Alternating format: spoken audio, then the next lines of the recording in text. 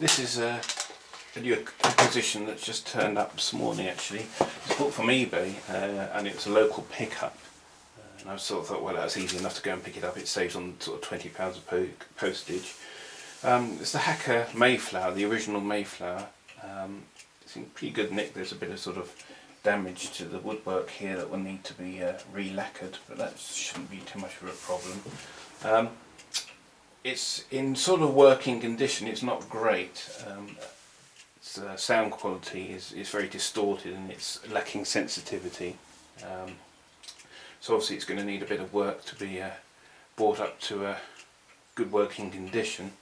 The chap who brought it over, funny enough, I thought he was actually quite sort of in South London, but he's actually basically 10 minutes up the road, which was good. And so he popped it over, and it's been in their family ever since it was bought in. He thought it was about 1963, and it's been used more or less every day, which is, I suppose, in a lot of ways is a good thing, but in a lot of ways probably means that the valves are probably fairly weak by now, and you know, it's going to need a bit of work inside. So basically, this is a video just to switch it on, see what it does, because it's been in regular use. So I'm not worried about soft starting or anything. It's not going to cause a problem. And you can see in the background here we've got the Mayflower 2, just for comparison of the size.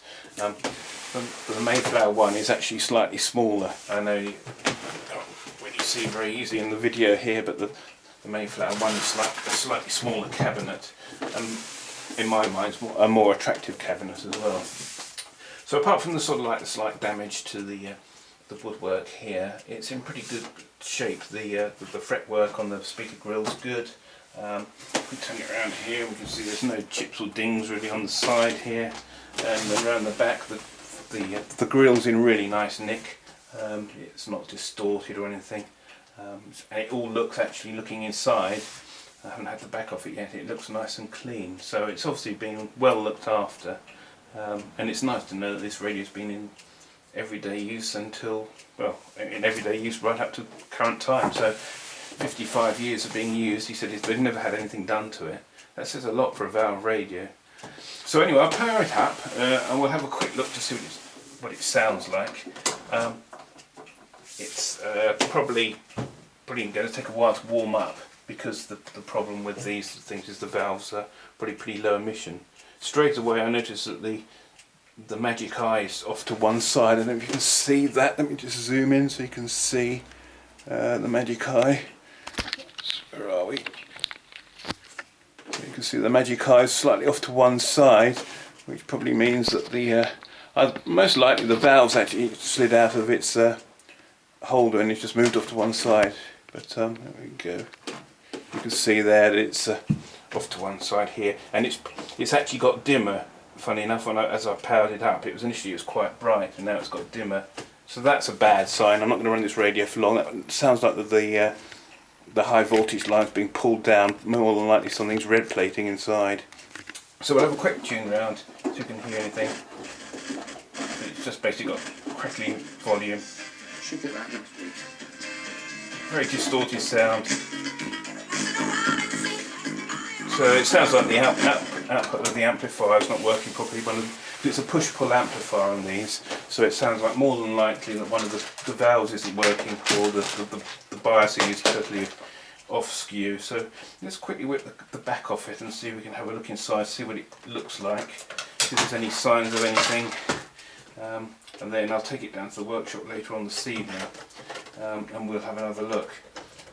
He said there's nothing that's been done to it, but I have noticed here that there's a screw that's been changed on this cover, so maybe someone has been in here just to sort of have a quick investigation to see if they could see why it had failed, or maybe he was wrong and it has been serviced at some point. Okay, so that's the inside of the Hacker, and it's exactly the same chassis inside as the Mayflower 2. They use the same electronics. It's got these pin lock valves in here, and it should be fairly straightforward to get hold of. It all looks nice and clean inside. Some of the leads. Main lead's a bit short.